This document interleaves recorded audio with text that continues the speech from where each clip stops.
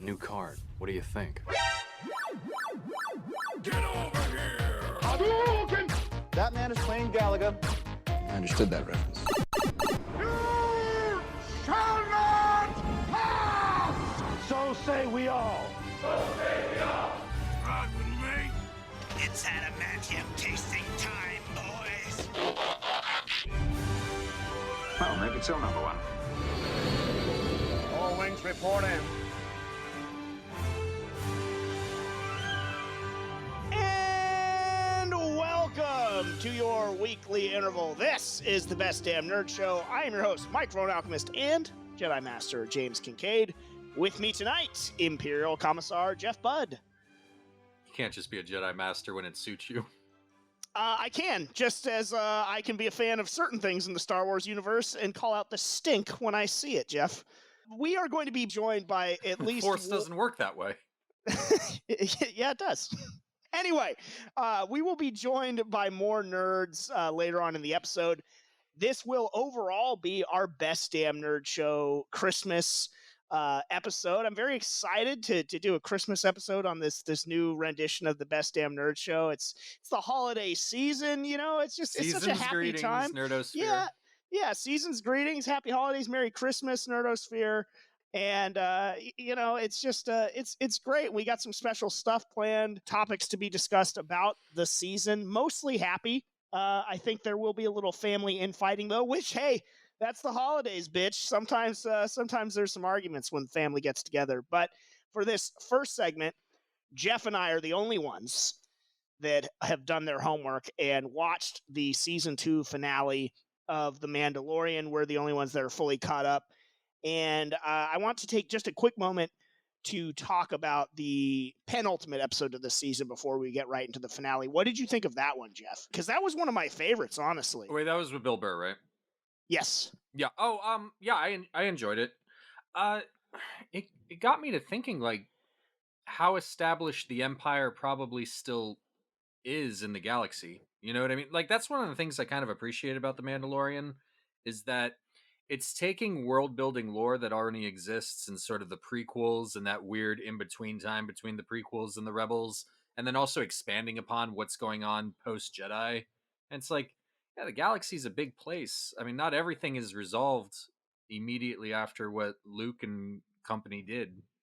Yeah, no, I completely agree with that sentiment. It's made, in a lot of respects, the Star Wars universe once again feel as big as it did when we just had, you know, the original trilogy and the expanded universe books and stuff like that. At least for me growing up, you know, reading those, it all seemed so vast. And then I think the more, you know, with like a prequel or certain things, the more you sort of try and color things in, sometimes it weirdly makes it feel smaller. And that's why I think when sometimes you try and get too cute and connect everything together, you're doing yourself a disservice to your world that you've created, because it's like, well, you're preaching to the choir. Yeah. Yeah, so that is something I definitely appreciate about The Mandalorian. I loved the second to last episode of the season. It might be my favorite of the season. I think that all those characters that were in it got to really shine and do some cool stuff. I was extremely impressed with Bill Burr, Miggs Mayfeld character. Yeah. I loved the sit down with that Imperial officer and just sort of, it was Rogue One-esque in terms of a little gray area in terms of what they were trying to flesh out in The Mandalorian, and what Mando was willing to do for the child to take off his helmet was a big moment. Yeah, I had flashes to, I think it was our first Mando episode where John and Tim were talking about, you know, what it would take for him to take off his helmet and how it has to be like this big penultimate moment and everything like that. It's like, I thought that worked.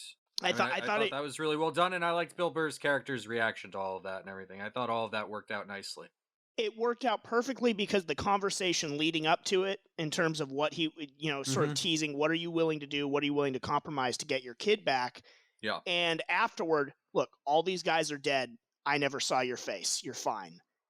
And then the very end of it when he's on the hologram talking to Moff Gideon, and it's the final lines. Like, he means more to me than you'll ever know. And I know he's parroting what Moff Gideon said before, but really it's true because he betrayed his entire belief system for this child.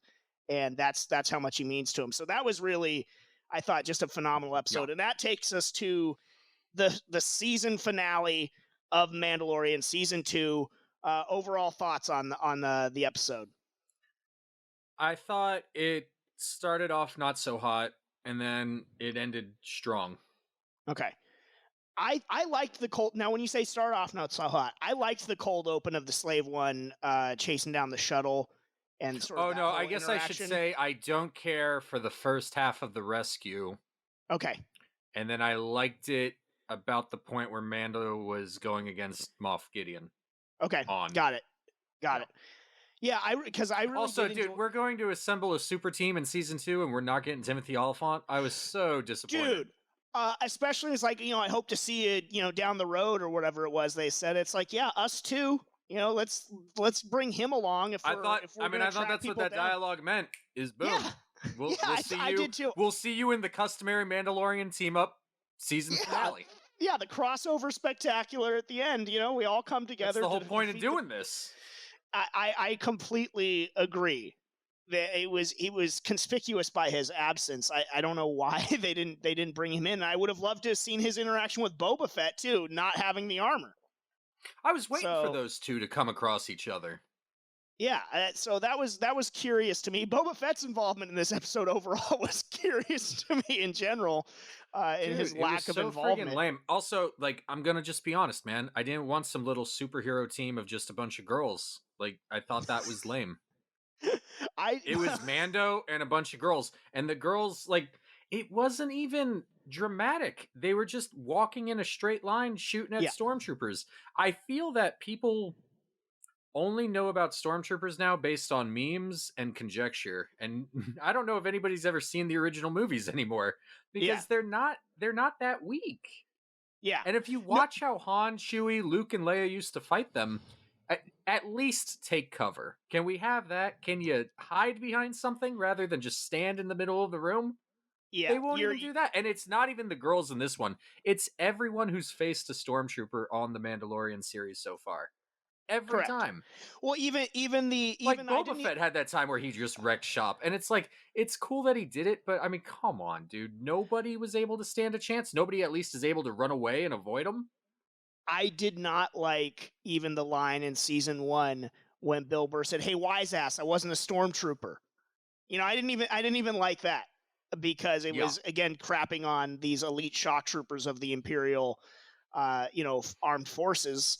And I didn't care for that in the slightest. I totally get what you're saying, and I will get into that in a moment. I did want to say though, I really did enjoy the cold open though with Slave One chasing down the shuttle. I thought the visual of Boba Fett coming up, cockpit to cockpit was pretty cool, and I thought that Imperial douche that was talking trash to Cara Dune was pretty good too. I did enjoy that quite a bit. In terms of them capturing the Dr. Pershing, the cloner. Yeah, I thought all that was good, but you are correct in sort of. I've seen a lot of the reaction about this, and I'm so happy that people are stoked on this episode. I did not. I like you didn't care for how easy everything came to everybody. There was no stakes. They just waltzed in, and there's a point where Fennec says, "Cover me." And she's, going around doing her thing, and they're not covering her all. They're all, like you said, just walking in a straight line, just killing all the stormtroopers. There was no sense of drama, honestly, in the whole episode where it felt like they were losing. Not even when the Dark Troopers had them pinned down, because at that point, the Dark Troopers had already, in my opinion, revealed themselves to be fucking awful. Well, the Dark Troopers were terrible to me. That one Dark Trooper was punching the shit out of Mando. I think that's the only time. And I guess the Mando versus Gideon fight, it was... I was waiting for him to use the staff. I was like, dude, you've got the staff. And you know the staff lightsabers. That's why you have it, right? What are we waiting for here? And also, another thing, how is he a Mandalorian zealot who's so obsessed with Mandalorian lore and the cultish behavior and doesn't seem to understand what the hell the Darksaber is? Now you're preaching to the choir, bro. Yeah, That's weird. I almost feel like he should take it more seriously than anybody. Where like Katie Sackhoff's character would have been like, "Hey, just give it to me, because which this she's other done, Mandalorian's loyal to me." which You was know? done to her in the TV show, or the animated show, rather. Like, another character just gave it to her. She's like, I think this belongs to you, and she took it. So Yeah, I don't get it. I'll be honest, I haven't watched all that stuff. So I mean, I've seen the Darksaber before, but I don't know enough about it. see, I had not coming into this show, but Well, I yeah. saw Obi-Wan Kenobi fight a guy with it in the Clone Wars, and I saw Ren have it on Rebels. That's why I don't know where the hell it's been, where it's on this show, because I thought she had it at least going into like the main trilogy. So I don't whatever, it doesn't matter, I guess. So on the positive side, and we have to work to get there, I just want to say I did have a major nerdgasm for some of the things that they did at the end of this episode, and some well-earned emotion at the end as well. But the lead up there, because I've watched it actually 3 times now, coming into tonight, Friday. We're recording it the day it came out, because I wanted to make sure that I felt how I felt and could speak to it. It was a weirdly clunky written episode, in my opinion, in the early going, too. Like, hanging a light on the fact that the Darksaber can't cut through Beskar when they're having the Boba Fett, Mando, and Katie Sackhoff and Sasha Banks Mandalorians conversation, when they're like, yeah, I can cut through anything. Well, almost anything. Can't cut through Beskar. Hint, hint, wink, wink. It's like, did we really need to do that? But I mean, I thought we've seen lightsabers already kind of have some difficulty with Beskar steel. I mean, it's not that it can't do it; it just takes longer. Well, that's my whole point. It's like, why even have that dialogue in there? It just was so like this. It just didn't make any sense. And the whole interaction between Sasha Banks and Boba Fett to me was not great. I was not a fan. Like, yeah, I mean, Boba Fett doesn't come across to me as like somebody who's just going to get into like a big fight like that. Also, I don't think anybody should be able to kick Boba Fett's ass, honestly. And I mean, I know she didn't kick his ass, but I don't think it should be even either. Yeah, no, I agree. Was the most feared in the galaxy for a long time for a reason. Would it be common knowledge what he is? I mean, it made sense to me, at least with Katie Sackhoff saying that she had heard his voice before, and I liked his counterline to that. I actually like that too, yeah. But I mean, I don't think most people would know that he's a clone. Yeah, I can't really speak to that, but yeah, because just how many people even know who the hell that Jango Fett was the prototypical clone trooper or whatever? I don't think people know that either, honestly. Yeah, that's a good point. Yeah, it took some doing to get going a little bit in this episode. And I did think that the Dark Troopers were just incredible. I thought the bad guys in this did not come off well. I don't think Moff Gideon came off great outside of the fight. Oh. I thought he came off like a geek. This is the first time I actually liked Moff Gideon. I was like, okay, I'm digging this guy. Yeah, I liked it with him holding Baby Yoda hostage. I liked with him seeming to be in pretty much control of what was going on as far as his knowledge and everything like that. I liked his taunting about the Darksaber situation when they got into the... I did like that, yeah. The bridge. I'm trying to think what else I liked. Oh, and as far as the Dark Troopers go, I was thinking, you know what? Other than... Are droids an effective army, or are they not an effective army? No, that's my problem with Star Wars. Like, we specifically heard, and maybe it's because they were clone salesmen, saying that clones were superior to droids, but it's like... Is droid better? Tell me how droid's better. I was just gonna do it. But the Dark Troopers, I was thinking this, though. If the Empire is fractured and their military is much smaller than it used to be, obviously, with either defectors or just, all sorts of, just them losing fights now, too, that is a great way to replenish your numbers in rapid time. Because once you build it, it's combat ready, it's combat efficient. And I mean, they seem pretty fearsome. I liked the look of them a little bit because I liked their faces. It made me think of their eyes, and their faces kind of reminded me of a Space Marines helmet from Warhammer 40K. Oh yeah, the Space Marines. Yes, absolutely. And I was thinking, man, we're so close to like a Warhammer 40K movie or show if they wanted to do it. No, but I was like, but I don't know if this is the right climate or anything like that. I don't know if we could even do one justice anymore. We'll have to wait to see if I didn't have a problem with the look of them they looked way cooler in Dark Forces and the other lore that I've seen them in than this. I didn't have a problem with the look Yeah, of them. sure. I don't Well, really know. I had a problem with how they moved, how ineffective they were, how we had the Mandalorian just getting punched in the head by them. Like it was a rock'em sock'em robot. It just they had their guns. I rewatched to make sure. I was like, oh well, maybe they didn't grab their weapons yet. They had their weapons already, and Well, one's just punching the Mandalorian, and all the other ones in the other room are doing just punch, punch, punch. It was so stupid to me. But I mean, think of when they were punching. I was thinking punching the Mandalorian probably would have been more effective than trying to shoot him, because I was like, Mandalorian's neck could snap. You know what I mean? So, or he could have suffered a concussion or something. He was getting close to being killed. Honestly, he was. It just looked stupid. Just because it's kind of like getting into a car accident. It's like, yeah, the car protects you from like what's around you, but it's like then you're gonna get banged up in your. It looked suit dumb. Of armor, though. basically. Like visually to me, it looked bad. I wasn't that bothered by it, and them like being able to punch through a door and stuff. I was just it was kind of like facing off against a Terminator. I think it's kind of intimidating. Also, the fact that like they don't speak or anything, which is how I prefer my droid army anyway. I find it unsettling. I think it's really creepy if you're facing off against a group and it's like they just don't make noise. Like it reminded me of this Warhammer book that I read where they were facing off against an army of the undead, and like the army of the undead was like camped outside their castle, and it's like. It's this vast army, but there's no sound, where it's like if it's a human army, you hear conversation between soldiers, there's campfires, things like that. It's very unsettling to go against like this unliving force. And that's kind of how I feel about the droids, them just standing out there silently, waiting to go into the bridge. And then just the efficiency of like, they're just going to, very methodically go through to get to the door.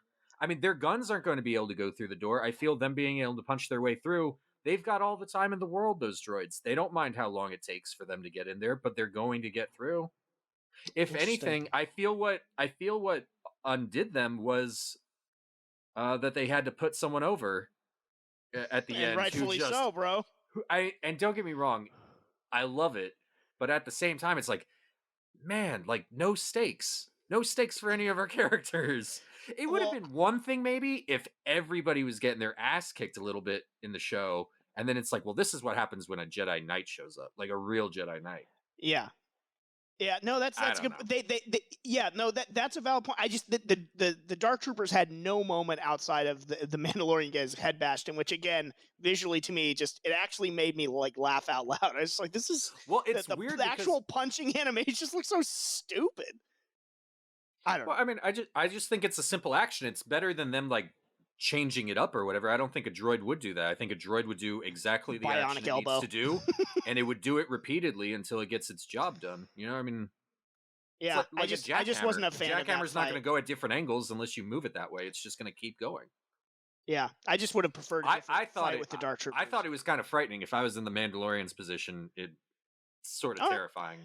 Well, it's good to have that perspective because me watching it, I was like, ugh, not a lot of build up for these Dark Troopers, not a lot of delivery.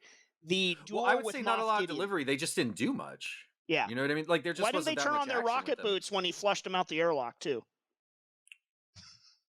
Well, I mean, I don't. Well, and also, why did they then stop and pause for a second outside the door for dramatic effect? For Luke, two of them then tried to bust down the door. Like, I mean, it's just kind of weird that way. Yeah. I was also trying to figure out how do they pick up, like, how did they sense their surroundings? You know what I mean? Like, when they became aware of Luke being on the ship, where they knew immediately that our heroes were and things like that. Did Luke cast one of those mass stuns from KOTOR on droids? Mm-mm. No? Okay. Just throwing that out there. Because he was using stun droid at its highest levels. Luke was using those light side powers though on him. That's for sure. He used destroy droid. He did on the last one. He was saving it. He saved it. Yeah, he was saving his force points. I was like, dude, I've done this playthrough. All right, well, let's the duel with Moff Gideon. Very well choreographed, I thought. I really enjoyed it. I would have again. You talk about stakes. I would have and I know the Darksaber probably, if he even gets a shot in, maybe Mando's dead. But could we have at least gotten him wounded or something on that first sneak attack or something? I don't know. He caught him in a part where he wasn't so protected. Dude, it's dangerous with Star Wars because you can't really get injured by a lightsaber. You know what I Yeah, mean? correct. It's Yeah, all yeah, or nothing. for sure. Yeah. I think it's at least kind of cool that we have a character who can be hit by one. You know, Yeah, it's true. At least we've got that, because otherwise I love it's the usually sort of people like just ducking and Batman dodging blocking too, with the Beskar armor, like with how his he's cool just Beskar armor. Yeah, yeah, that was the choreography of the fight. I thought was really good, and I love the adorable little baby handcuffs they have for baby. I saw like Look a at these meme tiny about little handcuffs. I don't. Maybe you posted this in there, but I saw a meme about the stormtroopers. Like, dude, we have baby handcuffs. Do you guys ever think that maybe we're on the wrong side? Have you ever seen that? Where the Baddies? No. You know, the guys from Peep Show, where they're. It's like a period piece comedy where they're dressed as Nazis, and then one of them's like, "You see, like all our uniforms have like skulls and stuff on them. Do you think that we're the baddies?" No, I haven't seen that. But yeah, that's stormtroopers too. yeah, absolutely. Well, a lot of it's based off of that. So yeah. Well, one of them punched Baby Yoda in the head last season. So yeah, I wasn't a fan of that or the dialogue in that one either. Or the shooting the what was it? Was it a can? Something stupid like that. I hope it wasn't a can. What's a can doing in Star Wars?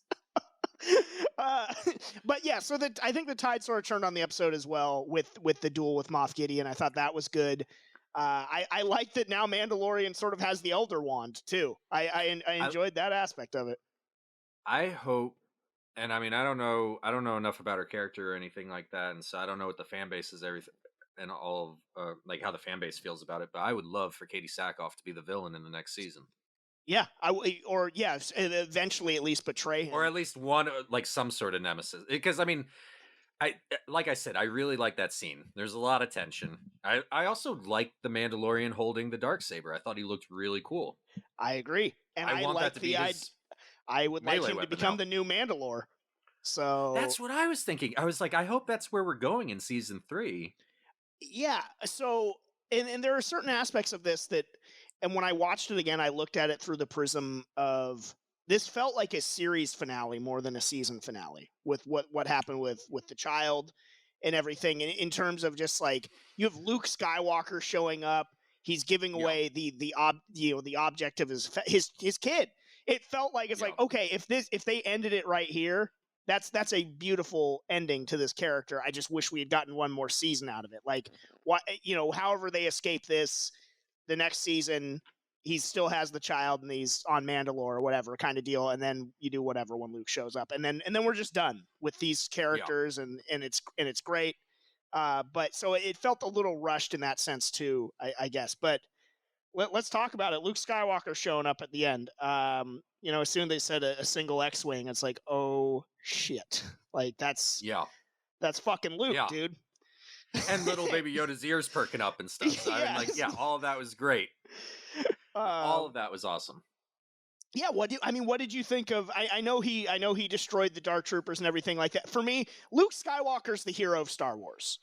And but he's not a superhero though. That's what I like about Luke in the original trilogy. Even him at his best, like when he's going against like Jabba's guys and everything, it's not a perfect rescue. He still gets it. Guys still get their shots in on him and everything. Yeah, what a great scene too, by the way. Well, that's why Return of the Jedi's the shit. It is. Yeah, but don't get me wrong. It's like as I was watching it, I was like, don't critique this because this is awesome, and this is what we want. It's so funny to me that a handful of minutes of Luke Skywalker doing that is just everything that the fandom wanted. It's like, just give me this. My eyes were glued to the screen. I was watching it with my wife and my brother-in-law, and so I just heard my wife going, it's like, Patrick's freaking out. Patrick's freaking out. But I wasn't looking at him because my brother-in-law is a big Star Wars fan. He really likes Star Wars, but his favorite movie is The Last Jedi. So, not a Star Wars fan. I don't grant him the title of Star Wars fan, actually, just because I let him sit and watch with me. But he didn't realize what the X-Wing was at first. And so, like, once he saw the green lightsaber and stuff, it was a little different. I loved it. I love that R2-D2 showed up. Like, damn, dude. Like, I was just happy, man. It's just Luke Skywalker, and it's Luke Skywalker when I want to see him. Yeah. I want to see him doing Jedi shit after Return of the Jedi. I want to see him doing the Jedi Order and everything like that. I never read those books. I never read any of those comic books. Not that I wouldn't like them or anything. It's just not something that I was into as a kid. But it's like, that's what I want to explore. Give me some of that stuff. I've seen, and I liked how he carried himself and interacted with everybody. Yeah, no, he was. I do wish he talked a little more, and I understand the position. Yeah. When the CGI didn't look great. I've seen better deep fakes online, and I wish we had gotten whoever did like the Tom Cruise one and stuff like that. I was like, because I think we could have done a little bit better. Maybe they shot their load on the Crate Dragon, but I'm glad that we didn't recast Luke. Number one, Yeah, because I don't want to see anybody but Mark Hamill play that character. I just don't. And look, it wasn't perfect, but it still was great seeing Luke Skywalker do his thing. And like you said, people's eyes were glued to the screen. People's reaction to this. The one thing I think that everyone, or most people that are watching The Mandalorian, is that it's done a great job of reuniting a pretty fractured fan base. Yeah. Is that they've, myself included, somebody that wasn't even planning on watching it. And it's like, it's just something that whether you like the prequels or don't, whether you like the sequel trilogy, you shouldn't, or whether you're a crazy fanatic like me, it's like, this is the one thing that we can all sort of watch in peace and just really enjoy. And it never ceases to make me smile at least once a week and be happy to be a Star Wars fan. And you were a Star Wars fan who had lost your smile. And yes, we're happy to have you back. 1,000%. No, 1,000%. Yes, I still, like, what I posted after Last Jedi was a photo of Luke Skywalker looking at the funeral pyre and talking about how I was done. It was sad and overdramatic and stupid and bleak, but yeah, this was great. It was great seeing Luke do his thing. I do wish that he had said his name. I wish that we had just gotten a little bit more interaction out of it. Whether it's him saying, yes, I am a Jedi. My name is Luke Skywalker. I'm a Jedi like my father before me. And you could have Cara Dune. I thought he was going to say, like, I'm here to rescue you. That's what I thought he was going to say. could have said that, but you could even have Cara Dune react to the name, and she could even say, the hero of the Rebel Alliance, or... All right, now I'm going to stop you right there. Dude, no, Cara Dune, it's not a great character, and she's not a good actress, and I don't need her clumsy line reading over that Love scene. her. I'd rather she Disagree. just stand there as a piece of furniture. I was so underwhelmed by her in this episode. You didn't like her swinging the gun like a barbarian? I did. Like, dude, it's like whatever. However, how does a flashlight gun jam? Like they shoot well, lasers. It's not the first time we've heard in Star Wars saying Luke Skywalker's guns jammed when I think he was in the trash compactor. I just think my gun's jammed. I just think that's so weird.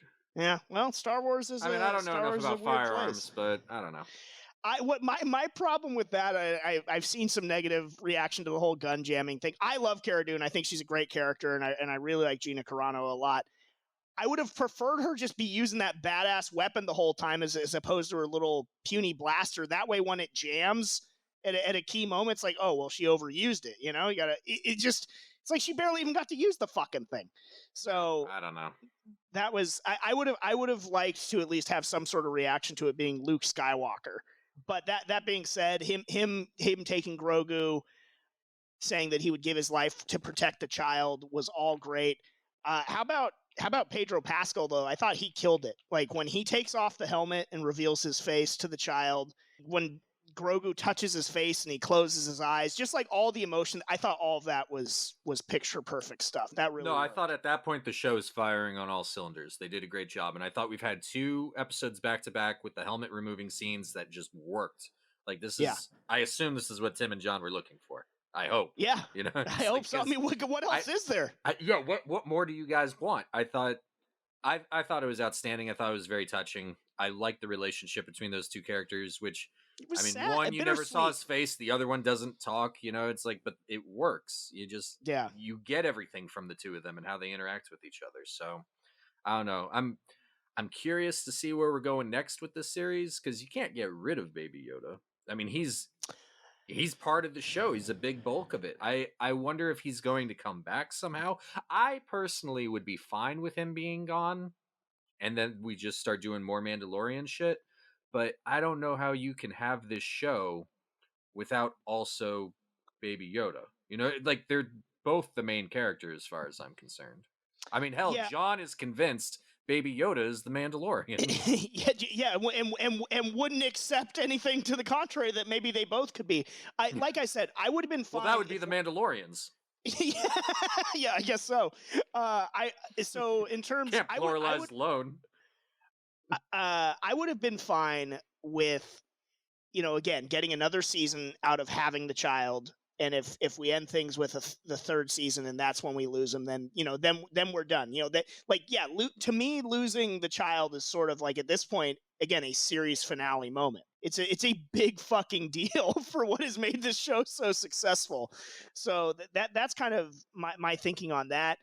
And him promising that they will see each other again, I hope they pay off that promise, because again, if they don't have some type of reunion, then I don't know. That's kind of lame. I think that we will maybe at a key moment, he'll use his force powers to save the Mando or what have you. But yeah, maybe I am interested to see where it's going to go. I do think we're going to Mandalore. I'm excited for that story arc. The post-credit scene, though, makes me think that we're going to have to wait for that. I'm a little nervous. So we got the post-credit scene with Boba Fett showing up to Bib Fortuna's palace now, and killing a noticeably larger Bib Fortuna, is put on that quarantine 15, as it were. What did you think of the post-credit scene? I mean, it was a complete no-gasm for me. I didn't give a shit. It's like a buy or sell. Yeah. I like Boba Fett, and I'm glad that Boba Fett, we're going to get more with Boba Fett, I guess. But one, I don't see Boba Fett wanting to be in a position like that. I feel it's too stifling. You know what I mean? And also it then puts a big target on your back. And two, like, I don't really give a shit about the cartels around Tatooine and the Outer Rim. Not to that degree where I've got to now see the politics of that or anything, and how Boba's gonna rise to power or whatever. Fuck it, cares. Here's my thing. I was fine with it as just like a post-credit scene. I thought it was cool. Love Boba Fett. No, Book of Boba, dude. But that's the thing. The Book of Boba, is that going to replace what we're doing next season on The Mandalorian? Because that's a no-gasm for me. I love Boba Fett, I thought it was I'm very invested in Din Djarin now. No, I thought it was some sort of like what do they call it? Like backdoor pilot or whatever. Yeah, I thought that's what it could. That's what I'm hoping. And a spin-off, because hey, no, you're gonna kill the goose that lays the golden eggs? No way. Mandalorian's gonna be on for until Disney can't do it anymore. They're gonna keep that going, and they're gonna make a bunch of shitty spin-offs. Wait until we start the rumor right where we were. That they had to. That's why they used CGI, Luke, because they hastily wrote out the child because Pedro Pascal is unhappy with having to share the screen with him. Possible lie. Anyway, just as we're running long here, and we have a Christmas episode to get to, just your final sort of parting thoughts on The Mandalorian season 2 and Luke Skywalker and the whole bit.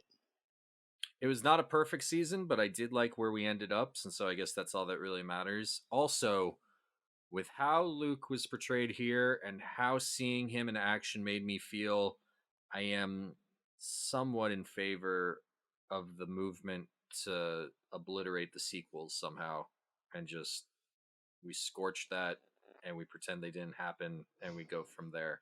Because I don't like the idea of the Luke I know and the Luke I just saw today ending up how I saw Luke in The Last Jedi. It's just it's not fair. It's not right. Accurate.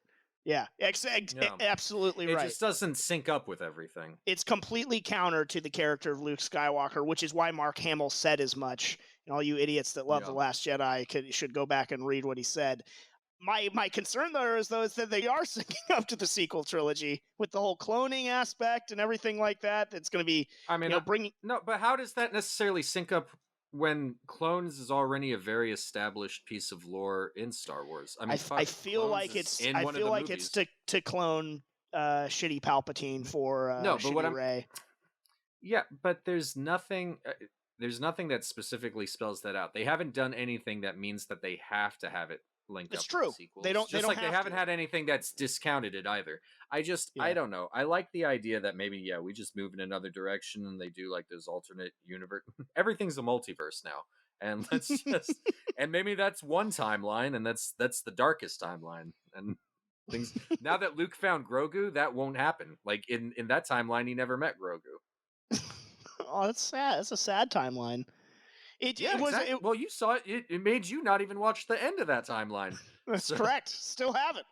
Yeah. But on Patreon, if you subscribe to the Millionaires tier, I'll watch it with you. So Is that a real tier? No. I made it up.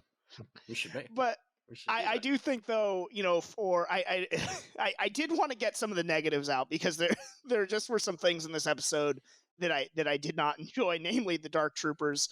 And I do think that Katie Sackhoff and Sasha Banks sort of took me out of it. Not as bad as the mechanic on Tatooine, but at various points they took me out of the show a little bit. But overall, once we got the duel with Moff Gideon, like you said, we were cooking with gas, and we got some really well-earned emotion, some really just well-earned payoff, and to getting to see Luke Skywalker be who Luke Skywalker truly is in that period of time, and how he should always be portrayed as being the paragon of the Star Wars universe was really special. And the reaction has been special. Some people take it over the top, but I am so happy that so many people legitimately are enjoying this together again, no matter what your favorite part of the Star Wars universe is. It's pretty cool, and Filoni and Favreau deserve a lot of credit for the job they've done. And I'm looking forward to more, which, before this show, I couldn't have said that. So thank you to them, and enjoyed watching The Mandalorian. We are going to take a break, and when we come back, we're getting into the Christmas spirit. So it's the holiday season on the other side on the Best Damn Nerd Show. So, Tim, we're relaunching the Best Damn Nerd Show, but before we give our listeners any content, it's time to make a couple dollars. Yeah. And I'm all about selling out. So, give me the money. This episode is actually sponsored by Anchor.fm. We also use them as our podcast host, and they're really great because it's a free platform. They have creation tools that allow you to record and edit your podcast from your phone or computer. They also distribute the podcast, so it can be heard on Spotify, Apple Podcasts, and more. And you can make money from your podcast with no minimum listenership, hence this sponsorship read right now. Well, that sounds perfect, because I love money and I love things that are easy. So how do I get involved with Anchor? It is easy money. It's free money. I mean, you're basically losing money if you don't start a podcast on Anchor.fm. It's everything you need to make a podcast in one place. You just got to download the free Anchor app or go to Anchor.fm to get started. I'm on my way. All right, on with the show. All right. Hey everyone, Chris Seglia here, CEO of the Tenno Media Network. I would like to say thank you for checking out one of our podcasts, but we need your help. You can support Tenno in a multitude of ways. By going to our website and checking out our latest podcasts, by buying some sweet merch, joining our Discord, or getting early and exclusive access to all content via our Patreon. Your support means the world to us, and you can find everything on our website, www.ten-o.gg. That's ten-o.gg. Thank you again, and now, back to the show. It's me, Iron Nerd Min-Maxer, Hanzo Gonzo, inviting you into the Tenno Media Arena to see whose nerdiness will reign we're gonna get sued if you will triumph a lotly. Come check out all the battles on the Tenno Media Network Patreon, or you can just skip to the parts where Steve physically breaks something for no reason. See you there. It's the microphone alchemist Bimbo Jimbo here, of course, formerly the Jedi Master, and we are so happy to be back delivering to you the nerdy content that you need to make it through your Muggle work week. And we want to hear from you, Nerdosphere, so be sure to subscribe, rate, and review us on Spotify, iTunes, Apple Podcasts, YouTube, Zunes, or other non-name brand MP3 playing devices everywhere, or however you consume your weekly interval. Whether you agree with me that The Last Jedi was a crime against Star Wars, or that you think that my hosting warrants being mauled by a bear, leave us a 5-star review, make us laugh, smile, or cry in that review, and there is a good chance that you will hear it read on a future episode of the Best Damn Nerd Show. So be sure to rate and review us. It's the best way that you can help the BDNS keep saying it loud and proud for years to come. Welcome back to the Best Damn Nerd Show, and welcome to the show, Mr. Mark Truex. How you doing, buddy? Ho, ho, ho, I'm ready. How are you guys? He's ready to go. Merry Christmas, Mark. Merry Christmas. Merry Christmas. Happy holidays. Christmas. Seasons I'm bringing that one greetings. back. Yeah, I like seasons greetings. I like think that one Happy too. Holidays completely stole the role from Seasons Greetings. Yeah, Seasons Greetings. It's much seems more like fancier old too. school. Yeah, I like Yeah. Seasons Greetings as well. Also, I want to say officially on the podcast, Mark, thank you for my birthday gift, this lovely Belching Beaver T-shirt that I'm wearing. I know it's Theater of the Mind tonight. We're not having a YouTube video, but thanks, Mark. A Celtsy boy deserves Celtsy things, dude. You're welcome. I appreciate That's it. from both of us. Oh, Happy hey, birthday. thanks too, I appreciate that. Actually, you do have a birthday gift on its way. It's just late. I know you mentioned that. Hey, mine was late too. And Mark, you're enjoying a nice eggnog, I see as well, in a Batman Forever cup. Yes, indeed. wait. Batman Forever Oh, yeah. eggnog special with some nice larceny whiskey. Delightful. Oh, Feel the spirit tonight. we have an interloper. God damn it. Hello? Davis, no, your audio is terrible. We're already recording. No, it's great. No, it's not. Wish the listeners a Merry amazing. Christmas.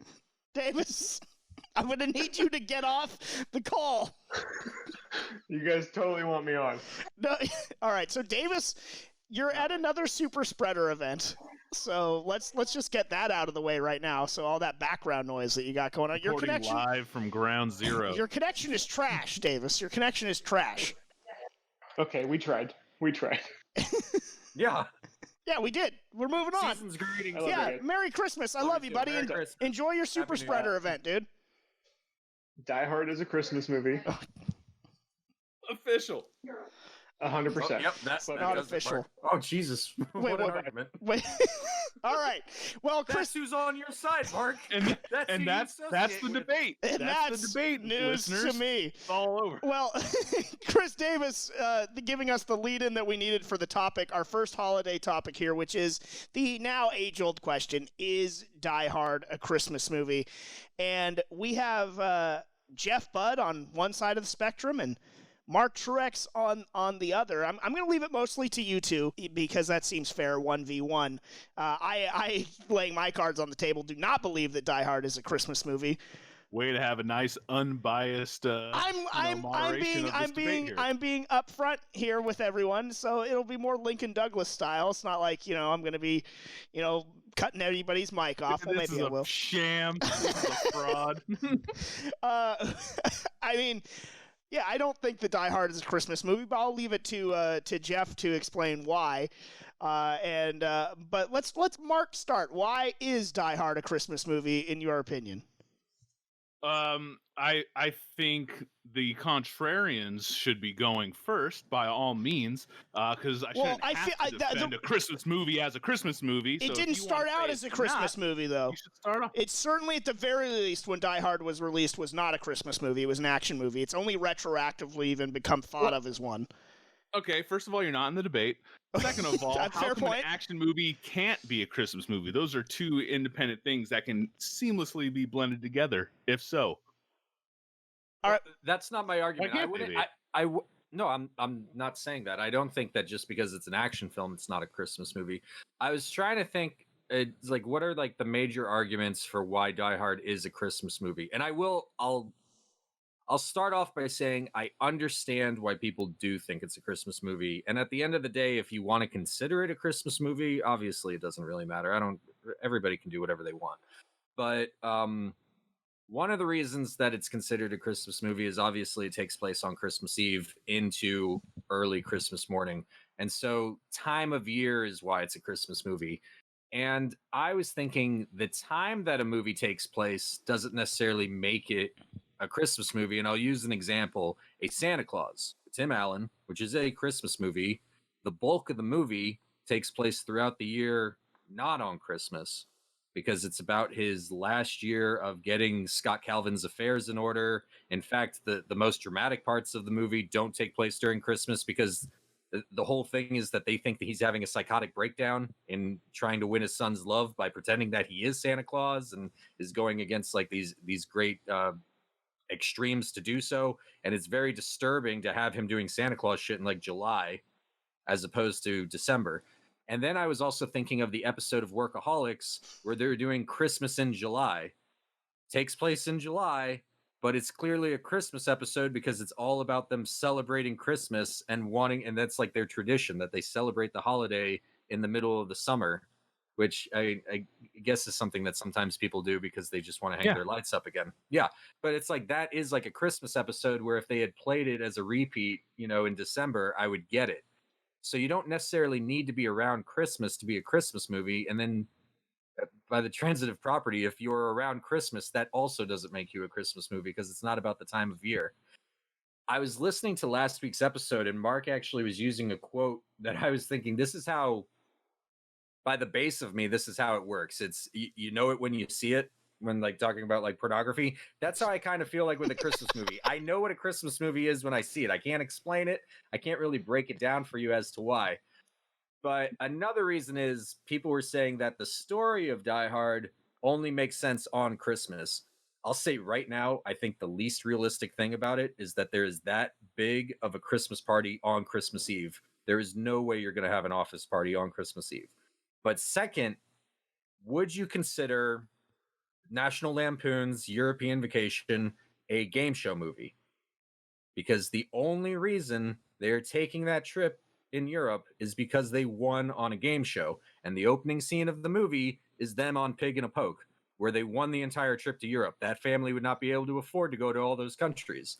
And then people are like, but Jeff, they make a bunch of different Christmas references throughout the movie.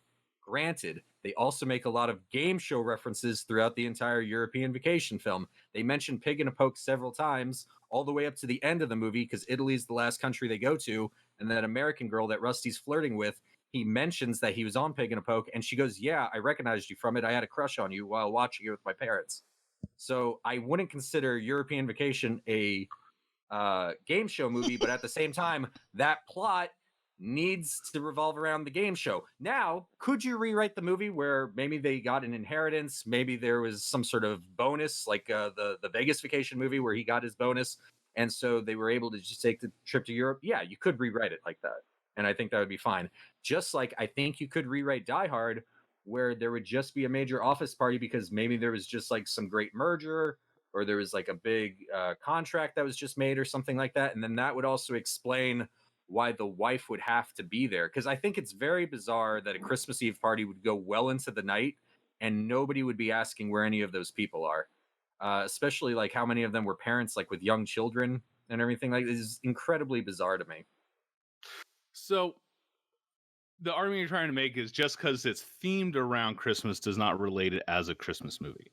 Precisely. And I would disagree with you with the level of extent that it is Christmas themed as a whole. Because yes, it is in its entirety placed around Christmas. Like not only is it the Christmas party, that's why he's traveled there in the first place to be reconnected with his family, to attend this party for the holidays. There's Christmas music throughout it. There's Christmas references throughout it. There's tons of props. Well, he's really just going to see her. He's not even expecting her to stay. Yeah, but a lot of other movies, he's traveling across the country just to try to reconnect with his wife because they're estranged. That could happen at any time. And she would be like, no, I'm staying at this party because one, I'm successful professionally without you. And I don't need to be around you right now. And you're not really a part of my life, John, because you were too worried about, your police career and not really there for me. Yeah, but that's a classic redemption story for Christmas Tales, is someone trying to make amends to rekindle with their family. No, I'm going to stop you right there because I'm tired of this vague bullshit when people are talking about what are like Christmas ideals and everything like that. Redemption, just any redemption story is a Christmas story now. I was looking at Screen Rant's top 10 reasons why Die Hard is a Christmas movie. Let me just read some of them to you so that you can use these arguments too, Mark. There are lots of twinkling lights. It's got flying things in the sky. Well, it's just like if you're going to ignore Christmas the obvious things, like it looks like Christmas, that's not a valid statement for saying it's not a Christmas movie. Friends and family gather around. You're right. All of these things that I just listed, that Screen Rant listed, are strictly just for Christmas. Hans is the Grinch. He is.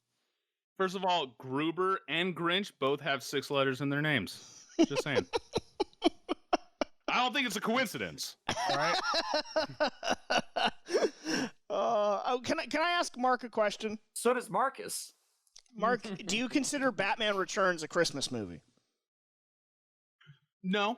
And I understand where you're going, that there's some Christmas elements and parts of the holiday in there, but I wouldn't say it's an overall resounding theme of what's going on throughout the movie. Unlike Die Hard, it's not a resounding, which is all about the Christmas holiday. Because I mean, you could look at other movies if you want and say, well, if it wasn't set during Christmas, it would still be a movie.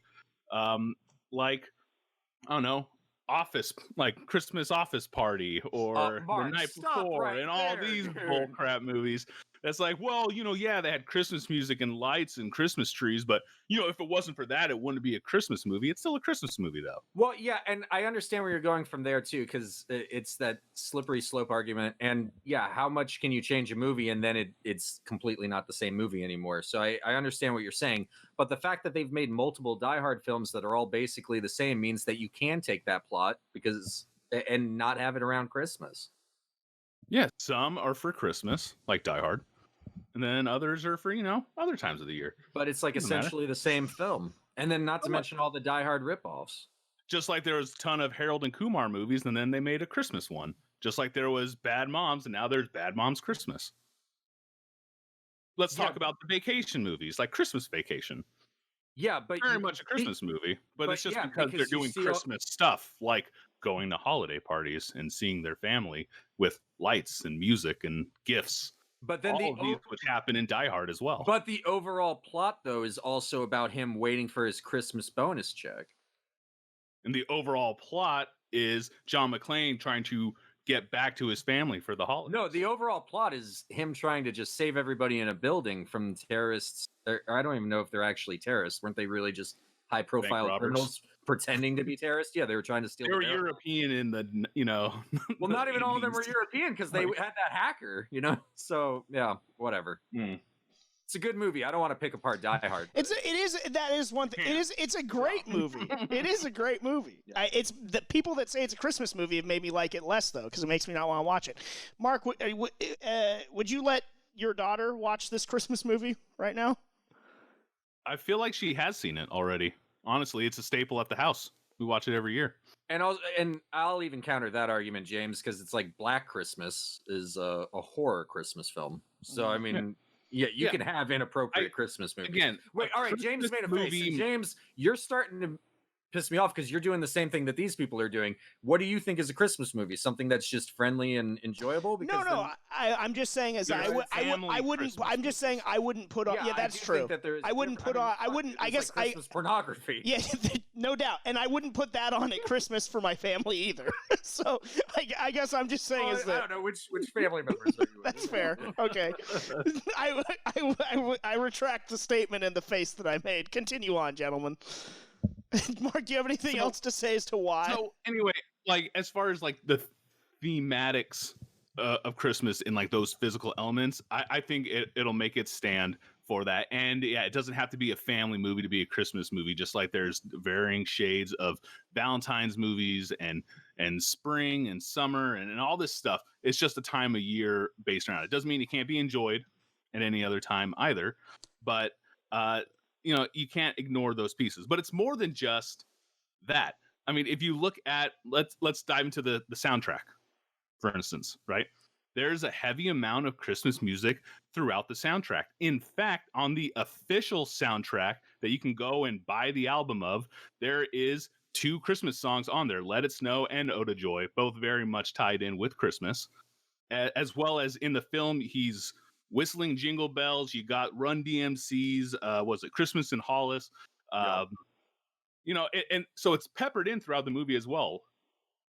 Not every movie's just playing Christmas music out there, especially to that degree. I think what it comes down to, and you are right about that with the soundtrack, I just feel that the Christmas elements of Die Hard are more of like a window dressing to me, and I don't think either one of us is ever going to acquiesce to the other when it comes to this. There's Christmas music playing because it's like playing in the limo because that's what would be on the radio as they're driving around on December 24th. You know, and it's like that's what's playing in the background in like an airport when you're like, that's one of my favorite things about traveling in December is I like listening to that music. I like listening to the Christmas radio station when I go to and from work and stuff like right now. So, I mean, I feel like you have to include that music because of what time it is, but it's not necessarily anything to do with the story. I don't know. I think it builds the overall mood, and I think it's imperative. I think it is necessary for the mood. Listen, if you set a movie at that time, I feel like you do have to have Christmas elements. That's just how it is. I mean, fuck, if you set a movie during the summer, you should have people wearing shorts and wearing sunglasses. Mm-hmm. Agreed. Yeah. And you know, and in this movie, they continue to add in extra just little elements like that to just keep it in theme, as you would like that. You know, some would consider John McClane's pretty akin to like Joseph and Mary. Both of them wary travelers, you know, making a hard journey on Christmas, right? You got John McClane's wife's name is Holly. That wasn't just, you know, by that's on the screenwriter happenstance. list too. Well, yeah, it is. I mean, I was Holly, so like, yeah. But they could have called her anything else. But I mean, but it's just little nuances to keep tying it back in. And in fact, one of the screenwriters declared that if Die Hard is not a Christmas movie, then neither is White Christmas a Christmas movie, because his movie entirely takes place during Christmas and features a Christmas party with Christ-like sacrifices of John McClane walking on glass, unlike White Christmas. That's from one of the writers.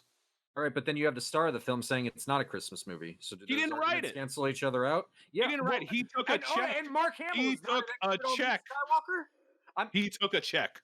Bruce Willis has been in more Die Hard films than that screenwriter. He's been attached to that character much longer. Took a check. Well, I think that's just a big criticism of Bruce Willis in general. Honestly, I got nothing bad to say about Bruce Willis, though. Plenty of people who have worked with him do. Yeah, he's not on trial here. Yeah. But just saying, one of the people that wrote the film, hey, I like 16 makes blocks. it a Christmas movie. No, but people who are attached to the film say otherwise. Like, I can't. And also, if it's somebody who's getting royalties from the film, yeah, I would want to make it so that the movie that I get royalties for becomes a seasonal staple and is played constantly, like at least a certain time of year. Unfortunately, I think. That being said, this episode of the Best Damn Nerd Show should be played every December. As long as I get pennies on the dollar. Is this a Christmas episode? Well, it says so in the title. Well, Mark is making me wary. Yeah, Mark's the Grinch. Much like Mary and Joseph and John McClane. Yeah, Mark's the Grinch. Other fun facts. Let's keep going. Christmas was mentioned 18 times throughout this film. Christmas itself. Because it took place on December 24th and December 25th. Yeah, exactly. Christmas time. Do you understand? This is what I'm talking about, where like if something is just mentioned, that doesn't necessarily make it so. Like, what are the underlying themes that actually attach it to Christmas? What makes it less than just the window dressing? What makes it more than like Lethal Weapon or Iron Man 3? It's him trying to come and reconnect with his family. Don't say that it's not. Don't say that it's not. That's true. I just did. But reconnecting with your family Christmas is about family. Christmas. It's about but family. But so are other things. It's him trying to reprove himself to his wife and so forth. And that's why at the end of the film, when they finally get to kind of reconnect and we get, you know, the big bad is thwarted and all that, it actually snows in Los Angeles. It snowed. That's a Christmas Day miracle. It snowed, and it hasn't snowed in LA since January of 1962, but it snowed that day when John McClane saved the day on Christmas, reuniting with his family. That's a Christmas miracle. But it doesn't necessarily snow on Christmas either. It's Christmas snow magic, though. That's a quintessential Christmas movie thing. No.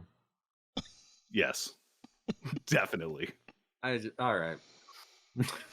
Jeff, do you have anything else that you want to sort of say that you know, makes it not a Christmas movie?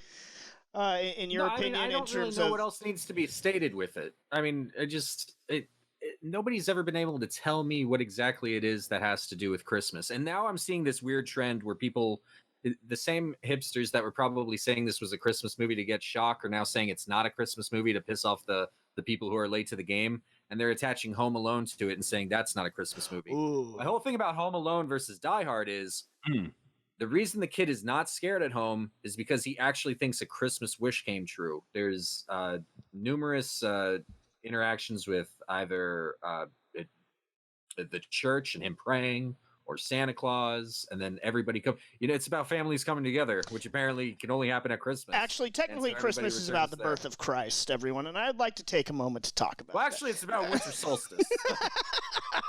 Carl Winslow's wife is pregnant.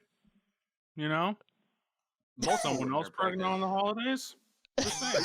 Are you trying to say that Carl Winslow was cucked? Oh, let's not go there. I'm sure that's. Listen, what I think is important when this debate kind of comes up is people put on these blinders. It feels like that something can't be an action movie and a Christmas movie, and to say that something's a Christmas movie discredits everything else about it. That it doesn't make you feel a certain jolly way, which I don't agree with. I'm not saying that there I aren't am Christmas a huge fan elements, of and I understand why people Christmas do. movies. Yeah, but I just don't see how exactly it is a Christmas movie when you're just using like these general platitudes as to what makes it a Christmas film. Family coming together, wary traveler. Like, I don't get that. That's absurd. Like, the argument as far as like the music or how many times they use the word Christmas, it's like, okay, those things I'm starting to get, and I understand where you're coming from there.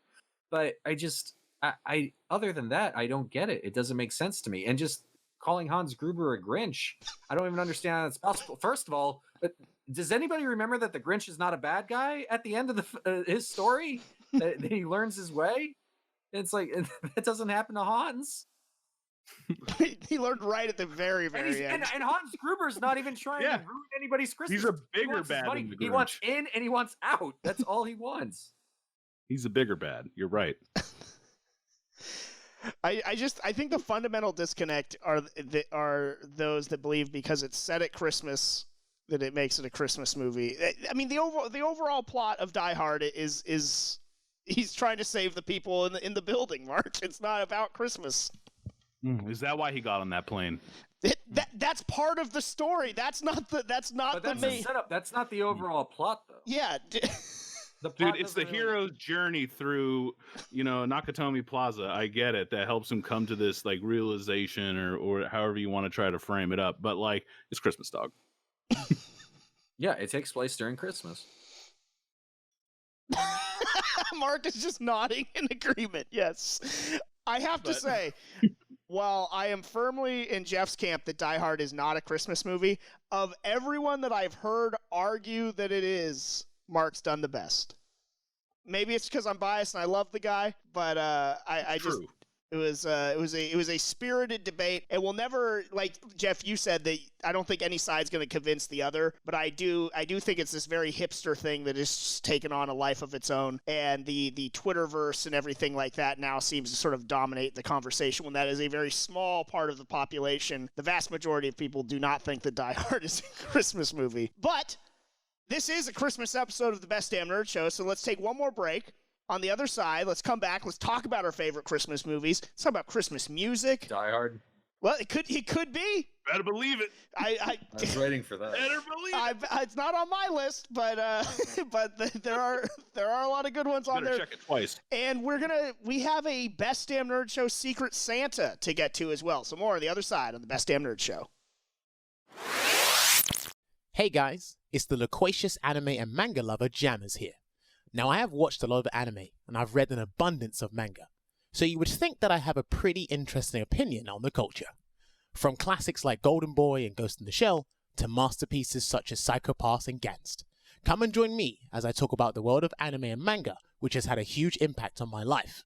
And who knows, whatever I talk about and recommend to you guys could become one of your favorite series.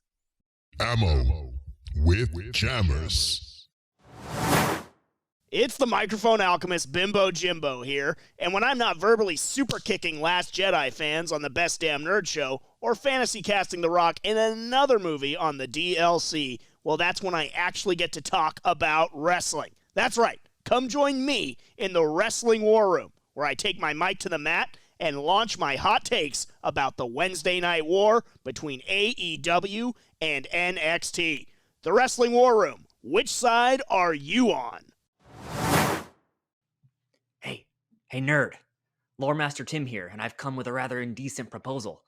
We want you to join in the conversation. If you aren't already a member of our Discord, what are you even doing? You can also find us on Facebook, Twitter, and Instagram at the BDNS. And if you're crazy, odds are we'll talk about it on the show, so get kooky, and above all, let's get nerdy.